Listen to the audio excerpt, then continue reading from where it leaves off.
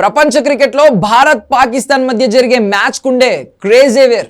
ఈ రెండు జట్లు తలపడుతున్నాయంటే క్రికెట్ అభిమానులకు పండుగే పండుగ. కేవలం రెండు దేశాల అభిమానులే కాదు, మిగిలిన దేశాల ఫ్యాన్స్ కూడా ఈ హై వోల్టేజ్ ఫైట్ కోసం ఎదురు చూస్తూ ఉంటారు. సెలబ్రిటీస్ నుంచి సగటు అభిమాని వరకు చిరకాల ప్రత్యర్థుల క్రికెట్ సమరాన్ని వీక్షించేందుకు ఎగబడుతూ ఉంటారు. అందుకే ఈ క్రేజ్ను మార్కెట్ వర్గాలు క్యాష్ చేసుకుంటున్నాయి.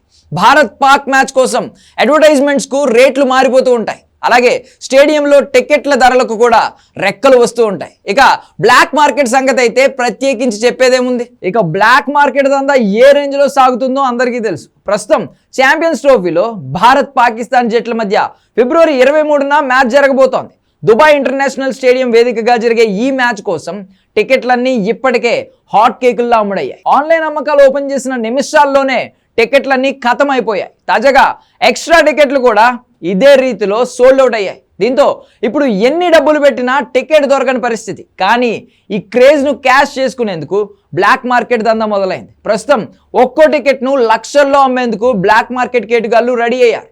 భారత కరెన్సీలో 1,00,000 వరకు ఉన్న టికెట్ను 4 నుండి 5 లక్షల వరకు అమ్ముతున్నట్లు తెలుస్తోంది. ఈ మ్యాచ్ను వీక్షించేందుకు ఇరు దేశాల నుంచే కాకుండా విదేశాల నుంచి కూడా చాలా మంది అభిమానులు తరలి వస్తూ ఉండడంతో బ్లాక్ మార్కెట్ దందా అంతా ఆన్లైన్లోనే జరుగుతోంది.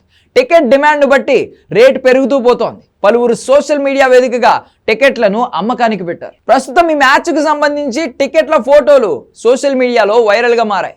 భారత్ పాక్ మ్యాచ్ జరగనున్న దుబాయ్ అంతర్జాతీయ క్రికెట్ స్టేడియం సామర్థ్యం 25,000.